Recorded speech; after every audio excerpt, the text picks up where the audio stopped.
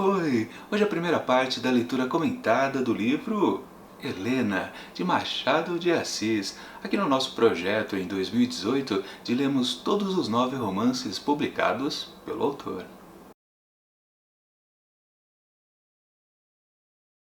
Para quem é novo aqui no canal, vale comentar que já vimos 4 livros do Machadão aqui neste projeto. Começamos lá atrás com Ressurreição, depois passamos para Memórias Póstumas de Brás Cubas, em seguida A Mão e a Luva e no mês passado com Quincas Borba. E claro, hoje começamos com Helena, as leituras comentadas. E todas elas estão na playlist aqui em cima, onde você pode conferir que para cada título, às vezes tem 3 vídeos ou então 4, para poder abarcar toda a quantidade de capítulos de cada uma dessas obras. No caso, para Helena, serão 3 vídeos. Então, hoje, sexta-feira, e nas 2 outras próximas, teremos as leituras comentadas dos respectivos capítulos. E por fim, lá na última semana, aqui de julho, aí sim, o vídeo resenha deste livro. Que, aliás, numa rápida consulta ali no campo de pesquisa do canal, você encontra as resenhas desses respectivos títulos. Mas, enfim, vamos começar então com a primeira parte, que compreende do capítulo 1 até o 9 de Helena. Uma coisa que eu acho muito curiosa nos textos do Machado de Assis são esses textos de advertência que ele colocava no começo de seus livros, antes da história propriamente dita, né? Onde ele fazia um pequeno comentário a respeito daquela edição da vez, remendos que ele pudesse ter feito, né? Mas ele sempre fazia um comentário também pitoresco. Aqui em Helena também a gente encontra esses textos. E no primeiro parágrafo ele diz que só fez remendos cosméticos aqui. Mas é no segundo que ele dá alguma palhinha a respeito do que ele sente pelo livro, ou sentia também. Ele diz exatamente isso. Não me culpeis pelo que lhes achardes romanesco. Dos que então fiz, este me era particularmente prezado. Agora mesmo, que há tanto me fui a outras e diferentes páginas, ouço um eco remoto ao reler estas, eco de mocidade e fé ingênua. É claro que, em nenhum caso, lhes tiraria a afeição passada. Cada obra pertence ao seu tempo. Ou seja, ele deixa bem claro que na época que ele escreveu originalmente esse texto aqui de Helena, ele ainda estava na sua fase romântica, do romantismo do Brasil. Mas passado algum tempo, ele percebe que, na verdade, tudo o que ele fez ele não pode mudar, mesmo que ele tenha depois se inserido ao realismo no Brasil. Com aquela sua trilogia clássica, né? Memórias Póstumas de Brás Cubas, Quincas Borba e depois, principalmente também com Dom Casmurro. E vale dizer também, né? Ele fez esse livro aqui 2 anos depois de A Mão e a Luva. Os críticos diziam lá naquela época de publicação que ele não tinha oferecido no livro anterior um leque atraente de personagens. Mas a gente precisa lembrar também que o Machado, desde o primeiro livro, desde Ressurreição, ele não está querendo fazer aquela coisa tradicional que se via nos livros da época. Ele sempre quer pegar os personagens e mostrar o caráter deles, o comportamento, e não exatamente fazer alguma coisinha tradicional inserida no romantismo e blá blá blá blá blá blá. Foi o que ele fez nos 2 primeiros livros e depois, quando ele viu que A Mão e a Luva, o pessoal meio que reclamou um pouco, ele tentou aqui ser mais folhetinesco. Só que nessa primeira parte de capítulos, que eu fiz essa divisão aqui em 3 partes, o livro, não dá para dizer também que isso aqui é romance, daquele água com açúcar. Muito pelo contrário, tem muita crítica aqui. Isso que é interessante. Do mesmo jeito que o pessoal critica o Machado anteriormente, quando ele faz um concerto, ele faz uma coisa melhor ainda. Mas vamos então à história propriamente dita aqui de Helena. Bom, logo de cara temos a morte do conselheiro Vale, que obviamente deixou um testamento para os seus herdeiros, que basicamente são só 2 pessoas, né? O seu filho Estácio e a sua irmã, a dona Úrsula. O curioso aqui é que o Machado nos oferece uma situação bem interessante, aquela típica saia justa, que é muito bom para se iniciar uma história, daquele estopim, né? Basicamente, um grande amigo dele, o Dr. Camargo, já alerta os 2 herdeiros, e o Dr. Camargo, um grande amigo da família, não só do falecido conselheiro Vale. Mas ele já alerta o pessoal que talvez o conselheiro tenha feito uma pequena burrada, talvez cometido um erro. Mas ele não quer dizer exatamente para os 2 o que ele já sabe que vai talvez pintar ali na abertura do testamento, né? Os dois ficam desconfiados, tanto o filho quanto a irmã, mas fica por isso mesmo. Até que no dia seguinte, quando se abre o testamento e se faz a partilha dos bens para algumas pessoas tal, e de repente surge o nome de uma nova herdeira, que é justamente a protagonista aqui da história, Helena. Sim, uma filha que ele teve tempos atrás e ninguém sabia da existência dela. Curioso que ninguém reclama dessa partilha de bens para uma pessoa que ninguém sabia da existência, mas todo mundo meio que fica reclamando do pedido que o falecido faz, que é que, a partir do momento da morte dele, esta tal Helena, filha dele, passa a ser integrada à família, morando lá justamente na casa onde ele vivia. E aí sim, tanto a dona Úrsula quanto o Estevão falam, mas peraí, a gente vai receber uma pessoa aqui completamente estranha, do nada, e recebê-la como uma pessoa da família, como se fosse sempre da família? Que coisa difícil de realizar para o falecido, né? Mas de qualquer forma, fazer o quê? Tem que se cumprir a vontade do morto, né? E Helena acaba não sendo uma qualquer, embora todo mundo ainda não saiba as suas exatas origens, ela estava como uma aluna interna de um colégio conceituado, então ela já vem pronta, digamos assim, para a sociedade. Não é uma mulher sem prendas, o que faz ela ser bem aceita pelo seu irmão e sua tia. Claro que os primeiros dias não é uma coisa muito confortável, ninguém fala nada entre os três, jantando, almoçando, mal balbuciam algumas palavras, mas com o tempo ela vai ganhando a confiança dos dois. Mas a parte boa, para nós leitores, é que o Machado nos oferece um personagem feminino muito interessante. Talvez um dos melhores que a gente já viu nesses outros 4 livros do Machadão. Pois ela é justamente uma pessoa que chega bem retraída nos primeiros dias ali na casa da família, mas depois ela vai se soltando cada vez mais e se impondo como uma grande pessoa culta, que tem suas ideias, enfim, é uma pessoa completamente livre e independente, embora ainda num ninho novo e sem muito jeito para bater as suas asinhas. Mas ela vai começando aos poucos, sim, às vezes de maneira bem, não diria leviana, mas inesperada. Ela toma umas atitudes que meio o pessoal estranha. E o pessoal que eu digo é justamente Estevão, Dona Úrsula e também o Camacho, que é um amigo da família. Todos os três não gostam dela. Mas claro, com o decorrer dos dias, ela vai vencendo até fácil o Estevão. Meio que ele vai ficando impressionado com ela. Inclusive com a beleza da sua irmã. Já a tia demora um pouquinho mais para ceder e acaba fazendo isso mesmo só quando acaba ficando doente, e aí a Helena tem que cuidar dela e da casa também, lá na chácara onde eles moram, lá no Andaraí. Agora, o Camargo não tem jeito, ele fica com o pé atrás para com a Helena e não há maneiras de convencê-lo que ela é uma boa pessoa.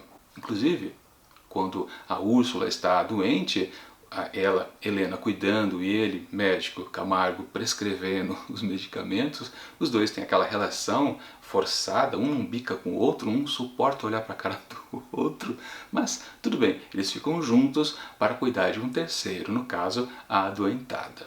A gente não tem certeza ainda por que o Camargo não gosta muito da Helena. Com certeza ele sabe de algumas histórias do passado dela, de suas origens, e também porque ele nota que Helena é uma mulher muito forte e passa a dominar todos ali na casa, com as suas opiniões próprias. E a coisa parece que vai desandar de vez, porque o Camargo cisma que ele tem que convencer Estevão a se tornar um político. E já lembrando também, né? Estevão está muito interessado há anos na filha do Camargo, a Eugênia. Ele se mostra muito apaixonado por ela, mas também ele tem uma certa reticência ao comportamento da moça, que realmente ainda não está muito madura e faz algumas, digamos, criancices ou alguma coisa de adolescência também. Então ele até comenta textualmente isso, que o amor dele é forte quando ele está longe dela, mas quando ele se aproxima da sua namorada, tudo começa a amenizar um pouco, ele fica na dúvida, será que eu gosto mesmo dela ou não? E falando em gostar, a gente percebe fácil no decorrer dos capítulos que o Estevão ele fica muito interessado na sua irmã e praticamente a gente pode dizer, mas espera aí, ele está se namorando por ela. À medida que ele vai se desgostando da sua namorada, a Eugênia, ele passa a gostar de Helena. É uma balança que vai mudando de posição e fica claro, espera aí, vai acontecer alguma coisa incestuosa aqui nessa história? É uma possibilidade. Ah, vale lembrar também, né? Eu nunca li esse texto, é a primeira vez, mas eu com certeza eu assisti a uma adaptação televisiva na Rede Globo, que eles fizeram uma mini novela com 20 capítulos. Eu provavelmente assisti, só que eu não me recordo de nada. Mesmo vendo algumas imagens da novela, nada me veio à lembrança. Então praticamente o que eu estou vendo agora é novidade e todos os meus palpites sempre a respeito dessa história será puro chute. Eu não sei o que vai acontecer, é só um palpite mesmo. Enfim, eu não sei se ele vai realmente querer continuar com essa carreira política, se ele vai continuar com esse interesse pela Helena, né, numa relação incestuosa, se ele vai passar a conversa na Eugênia, enfim, não sei, não tenho ideia, mas eu palpito que vai acontecer muitas mudanças, porque lembrando, né, desta vez Machado de Assis quis fazer um texto mais folhetinesco, ou seja, que tem muitas reviravoltas. Embora a gente possa lembrar que todos os livros do Machado de Assis têm reviravoltas, inclusive, por sorte, quando eu faço essas divisões de capítulos, justamente acontece um grande gancho ao final deles, e quando começa o bloco seguinte, muita coisa acaba se desdizendo.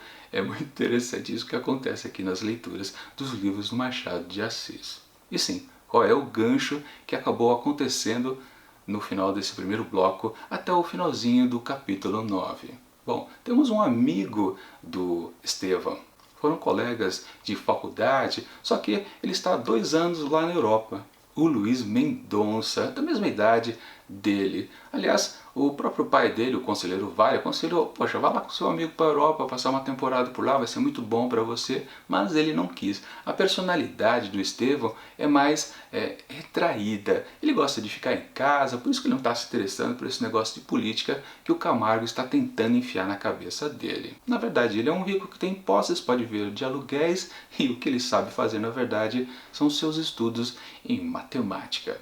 Mas enfim, o que temos aqui é que está nascendo na história um quiprocó amoroso. Claro, estamos na fase romântica ainda do Machadão, né? E o que temos aqui é que, fora essa talvez romance incestuoso entre o Estevão e Helena, também ele percebe que ela talvez tenha um outro interesse, porque de vez em quando ela fica triste, assim, do nada. E um dia ele flagrou ela lendo uma carta bem extensa, assim de longe. Ele estava lá no quarto, na janela, enquanto ela lia a carta lá fora no jardim. Ele sacou que aquilo ali era importante e provavelmente lá tinha alguma coisa. E curioso, num dia, justamente lá no último capítulo, onde ele faz uma forçada para cima dela e diz para ela que ela sente tristeza, é evidente que alguma coisa tem aí, e ele acaba dizendo, você ama alguém. Pois não é justamente que bate a porta Luís Mendonça que ele volta lá da Europa? Pois é, o que a gente pode imaginar de tudo isso nesse gancho que o Machado deixa pra gente? Será que... E aí é uma situação de folhetim, né? A paixão de Helena é justamente o amigo do Estevão? Ou será que isso que vai começar agora quando ele chegar para a história? Será que ele vai atrapalhar essa relação incestuosa do Estevão com Helena? Pode ser que sim, né? E vale frisar, né? Helena não deu nenhum indício que gosta por enquanto de Estevão. Tudo é da parte dele. Mas eu aposto que daqui vai acontecer um grande triângulo amoroso, ou pode ter mais coisas ainda, porque não podemos esquecer da namorada do Estevão, a Eugênia, e também outros personagens que foram citados aqui nessa história. Vale sempre lembrar, o Machado de Assis ele não desperdiça personagens. Quando ele coloca um personagem em evidência, em destaque, pode ter certeza, se na introdução dele na história ele não foi muito importante, lá para o futuro, em capítulos seguintes, ele vai retornar e ser útil para alguma reviravolta. Isso é fato. Sempre o Machado faz isso. Então, se ele citou vários outros personagens aqui, só de nome praticamente, deu um ou outro detalhe, mas eles não entraram ainda na história, com certeza lá no futuro eles serão importantes. Agora voltando àquela questão que eu comentei lá da advertência que eu li para vocês. O Machado fala que não se arrepende do que escreveu aqui nesse livro e na época ele tentou meio que apaziguar os ânimos dos críticos, tentando fazer algo romantinesco, né? Mas se você fizer uma versão bem geral da história, você percebe que ela não é tão romântica assim. Apesar de termos duas questões amorosas aqui, justamente envolvendo o Estevão, porque ele já tem uma namorada e começa a se apaixonar pela sua própria irmã. Só que isso não é o grande foco do texto. Há muita coisa a mais, como uma crítica à política, crítica talvez não, né? Mas o comportamento dos políticos lá naquela época. A importância deles para a sociedade, como também alguns comentários que Machado faz assim meio en passant e que às vezes você pode considerar como mais fortes do que todo o texto que estão em volta, que é o caso especificamente do que eu estou falando, no momento quando Helena e Estevão andam a cavalo, eles encontram um escravo andando, puxando duas mulas, provavelmente tracionando uma carroça. E os dois acabam se questionando sobre a felicidade daquele homem, porque em comparação com eles, talvez ele não tenha muitos recursos, muitas possibilidades de ser feliz. Porque sendo eles dois ricos, eles têm posses, podem comprar cavalos. Então toda aquela distância que eles já percorreram é fácil, em poucos minutos eles vão para lá e retornam para casa, enquanto que o pobre homem vai ficar andando a pé enquanto fica puxando as duas mulas, pois sendo ele um escravo, ele não pode nem ao menos estar montado nos animais.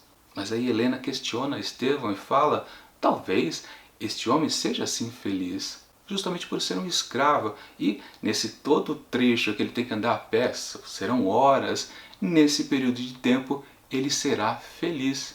Ele praticamente não será escravo, ele terá liberdade para ele. E isso é até meio confirmado porque horas depois, quando eles estão retornando para casa, eles encontram o mesmo homem ainda andando, e só que dessa vez assobiando uma canção e aí demonstrando mais felicidade ainda. E os dois ficam na conclusão que realmente pode ser que este escravo seja mais feliz do que nós, donos de escravos. Ou seja, é um trechinho no texto, mas que pode ser talvez mais valioso do que toda a obra romântica que o Machado de Assis está apresentando para a gente dessa vez com esse livro intitulado Helena. Bom, é isso. Até semana que vem, na sexta-feira, com a segunda parte da leitura comentada de Helena. Lembrando que é do capítulo 10 até o 19. E se você quiser acompanhar o projeto junto comigo, eu deixo a dica desse box da Nova Fronteira. Em 3 volumes, você tem todos os 9 romances publicados pelo autor e também uma seleção de 10 contos consagrados. Para isso eu deixo aqui na descrição do vídeo um link para você poder adquirir através da Amazon. Lembrando, né, se você faz a compra através desse link, você acaba ajudando em Montar de Livros, porque eu ganho aquela comissãozinha de vendedor. Mas também não é só a questão de ajudar o canal, né? Esse box aqui vale a pena mesmo.